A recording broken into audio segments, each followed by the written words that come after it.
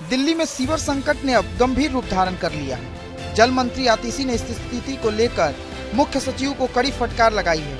उनका आरोप है कि जानबूझकर दिल्ली जल बोर्ड में वित्तीय संकट पैदा किया गया, जिसकी वजह से राजधानी के लोग नरकीय स्थिति में जीवन जीने को मजबूर हो गए हैं। दिल्ली की सड़कों पर सीवर का पानी बह रहा है, गलियों में चलना दूभर हो गया है।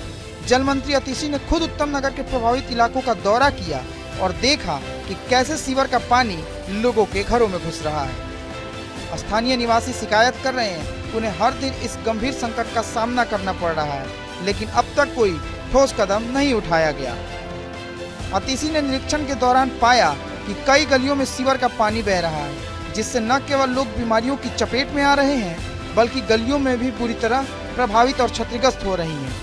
लोग नरकीय स्थिति में रहने के लिए मजबूर हो गए हैं। जल मंत्री ने बताया कि इस सीवर ओवरफ्लो से गंभीर स्वास्थ्य संकट उत्पन्न हो सकता है और इस पर तत्काल कार्रवाई की जरूरत है। सीवर ओवरफ्लो से कई बीमारियां पैदा हो सकती हैं। दिल्ली सरकार ने जल बोर्ड को 7195 करोड़ रुपए का बजट आवंटित किया है, लेकिन अब तक सिर्फ 400 करोड़ रुपए ही जारी किए गए हैं। जानबूझकर जल बोर्ड में वित्तीय संकट पैदा कर दिल्ली के लोगों की जिंदगी को नर्क में डाला जा रहा है।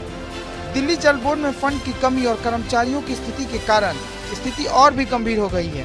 स्थानीय विधायक ने बताया कि पिछले साल तक इलाके में 73 कॉन्ट्रैक्ट लेबर तैनात थे, लेकिन इस साल केवल 8 लेबर ही बचे हैं। सीवर सफाई के लिए 14 मशीनें थीं, जो अब घटकर सिर्फ 7 रह गई हैं। जल मंत्री ने मुख्य सचिव को साफ निर्देशित किया है कि अगले 48 घंटे में जल बोर्ड को आवंटित बजट से पर्याप्त धनराशि मुहैया कराई जाए, ताकि सीवर ओवरफ्लो की समस्या को जल्द से जल्द सुलझाया जा सके।